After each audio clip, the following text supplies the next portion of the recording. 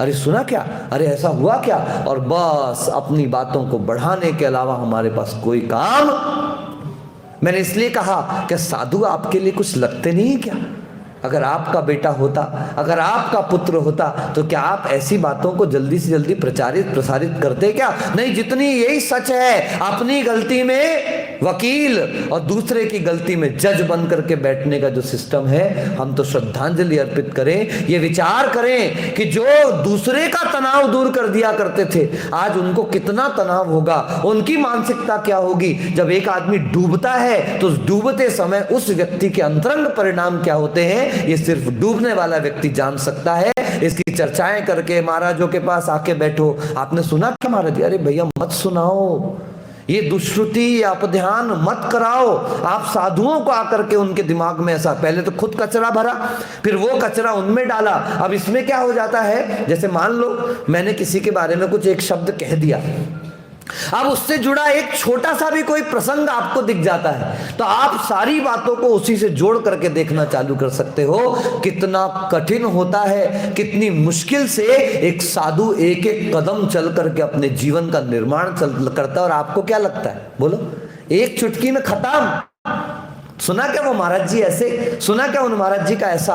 बंधुओं, गिराना बहुत आसान है, निर्माण बहुत कठिन काम हुआ करता है। उन्होंने कितने लोगों का जीवन निर्माण किया होगा, ये भी विचार करें। उन्होंने कितने लोगों के जीवन को उत्थान का मार्ग दिया, कितने लोगों को धर्म का रास्ता दिखाया। ये सागवाड़ा नगरी तो उनकी प्रशंसा से फूल ही नहीं समाती, उनके गुणों का गान करते। मैं जिस दिन से आया हूं, क्या अनुशासन उनका था, क्या पता किस प्रकार से हम लोग वास्तविकता में गुणों को ग्रहण करते हैं कि एक कमी, एक परेशानी, एक गलती देखते साथ हम सारे के सारे गुणों को क्या कर देते हैं, पूरा का पूरा समाप्त करके रख दिया करते हैं। कोई भी घटना घटे, जैन समाज को इतना संवेदनशील तो होना चाहिए कि ऐसी घटनाओं को शीघ्रता से मैं व्हाट्सएप पे फॉरवर्ड कर दूं, मैं फेसबुक पे डाल के रख दूं, मैं इसको इस तरीके से आगे फॉरवर्ड कर दूं। ये मोबाइल जो आपको मिला है ना, ये आपको अपने जीवन की सुविधाओं के लिए मिला है, किसी और को दुविधा में डालने के लिए नहीं मिला है।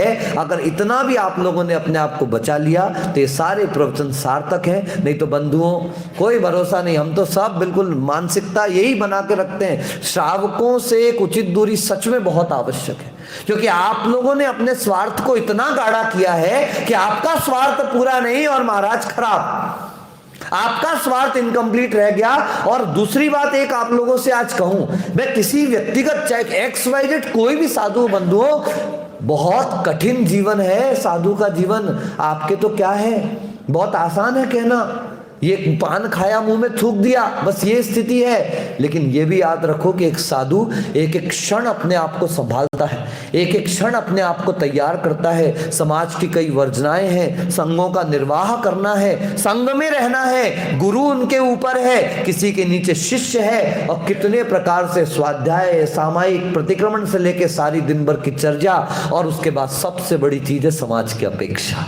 क्या होती है सबसे बड़ी चीज? आप देख लो, नहीं हो प्रवचन करने वाले महाराज, आज आप जो 100, 125, 150 बैठे हो, 25 नहीं मिलने वाले साहब यहाँ पर।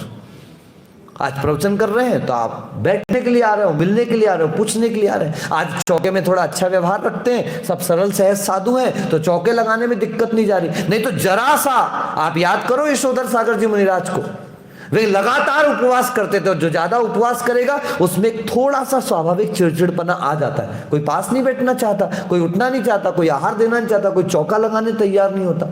तो कहने का तात्पर्य बंधुओं कि बहुत कठिनाई भरा जीवन है आज समाज के बीच में। विपरीत जो लोग हैं वो लोग नहीं चाहते कि लोग इस दिगंबरत्व को धारण करें। उसके बाद जैन साधुओं की साधना तपस्या भी, ये जो विश्व में प्रचारित, प्रसारित और प्रशंसित होती है, वो भी हर किसी को पसंद नहीं आता। इस कारण से मैं अपनी जिम्मेदारी का निर्वाह करूं, मैं अपने संकल्पों का निर्वाह करूं कि अगर कोई बात मुझ तक पहुंचती है तो तुम उसे पीने का पुरुषार्थ करो, उसे बाहर तक बताने का पुरुषार्थ जो हो रहा है, ये पुरुषार्थ नहीं, ये कुपुरुषार्थ है। और कई प्रकार से साधु, एक साधु के जीवन की घटना कई साधुओं को उसी कटघरे पे ला करके खड़ा कर देती है। इसलिए सावधान। उन्होंने हमको बहुत कुछ दिया है, बहुत कुछ सिखाया है। मेरे बहुत अच्छे, बहुत पुराने दीक्षित थे, मेरे परम मित्र जैसे हुआ करते थे। हमें अच्छे से ध्यान है, हम वो दिन कभी नहीं भूल सकते। हमारा उदयपुर उनके साथ वर्षा योग हुआ, हमारा अहमदाबाद उनके साथ वर्षा योग हुआ, और इस वागड़ में आने का उसके पहले कभी हमने दर्शन भी नहीं किए थे, लेकिन उदयपुर से लेके इस वागड़ तक पूरे भ्रमण करते में 7-8 बार महाराज जी के साथ हमारा संपर्क संयोग हुआ। और जब उनके प्रवचन सुनने बैठते थे तो गजब का ज्ञान, गजब की उनकी सरस्वती की कृपा उनके ऊपर थी। घाटोल में जब हमारा प्रवास पिछली बार हुआ वहां पर, तो घाटोल में हम दोनों जब साथ में बैठे तो उस समय मेरे पास सिंहासन नहीं था। मतलब बिहार में लेकर के नहीं चलते कभी सिंहासन वगैरह ये सब चीजें, उस समय सिर्फ विमल सागर जी का सिंहासन था। तो आचार्य महाराज जी से मैंने कहा कि महाराज जी आप बैठ जाओ, मेरे लिए पटिया बराबर में लगा देते, कोई दिक्कत नहीं। बोले ऐसे कैसे, एक आचार्य अलग बैठेगा, एक आचार्य अलग। उन्होंने पटिया जोड़ा अपने सिंहासन पर, और उसी सिंहासन पर हम दोनों साथ में बैठे। इतना प्रेम स्नेह वात्सल्य उन्होंने में दिया, हम उनको कभी भी विस्मृत नहीं कर सकते। और ईश्वर से यही प्रार्थना करेंगे कि जो भी है, जैसा भी है और जहां भी है, बस उस जीव को सम्यक दर्शन की परंपरा पुनः प्राप्त हो, ताकि आने वाले भवों में पुनः मुनि बन करके जो अधूरा काम वो छोड़ करके चले गए हैं वो उनका कार्य पूर्ण हो। और इसी प्रकार की भावना प्रत्येक व्यक्ति को रखना। जितने लोग सभा में बैठे जो इसके माध्यम से सुन रहे हैं, उनको ये नियम लेना चाहिए कि कोई मेरे पास चर्चा करने के लिए भी आएगा तो मैं इस बात को वहीं के वहीं समाप्त कर दूंगा। अगर आप ऐसा कर लेते हो, अगर, तो ये ध्यान रख लेना कि आपका सम्यक दर्शन सुरक्षित है। नहीं तो सम्यक की परिभाषा शायद आप लोग नहीं पढ़ पाए, नहीं पकड़ पाए, मुझ तक आए, मैं कंफर्म करने के लिए दूसरे से पूछूं। इसका अर्थ है कि आपको अपने गुरु पर, अपने साधु पर, अपने संतों पर विश्वास और भरोसा नहीं है। एक बात अच्छे से याद रखना बंधुओं, विश्वास करो। क्या करो? बोलो, जल्दी से बोलो। विश्वास करो। अगर वो व्यक्ति विश्वास के योग्य नहीं निकला तो भी उसी का नुकसान है, और विश्वास के योग्य निकला तो सबका फायदा तो है ही, उनका तो फायदा है ही, अपना भी फायदा। मगर अगर कोई विश्वास तोड़ता है तो इससे हमारा नुकसान कभी भी नहीं होता, ये उसी व्यक्ति का नुकसान होता है। इसलिए निंदा की कीचड़ में मैं अपना पैर न डालूं। निंदा की कीचड़ च्युइंगम के समान है। किसके समान है? आपको कई बार च्युइंगम का गुण बताया, इधर से निकालो इधर चिपकती, इधर से निकालो इधर चिपकती। और साधु संतों को भी कहूंगा, श्रावक कभी इन चीजों की चर्चा करे तो उनकी चर्चा में मत पड़ो।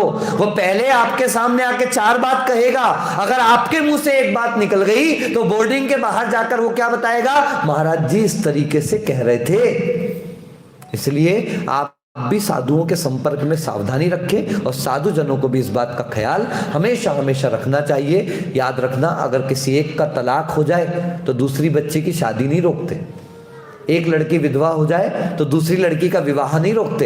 इसी प्रकार से अगर कोई पथिक किसी मार्ग से गिर जाता है, च्युत हो जाता है, तो इससे पथ कभी भी खराब नहीं हुआ करता। ये तो मोक्ष मार्ग अनंत काल से निर्बाध चला आया है और अनंतों काल तक निर्बाध चलता रहेगा, क्योंकि इसी के पर चलकर, इसी के परिणामों से, इसी के भावों से मुक्ति की प्राप्ति होना है। चाहे वो हुई थी या होगी या हो रही है, वो इसी भेद विज्ञान की महिमा है। हम उस सम्यक्त्व को धारण करें। अनर्थ दंड अनर्थ चर्चाएं, दुष्श्रुति अपध्यान और प्रमाद चर्या, एक और शब्द कह दिया कि प्रमाद से बचे। ये और क्या विशेषता होती वो अपन लोग कल देखेंगे। आज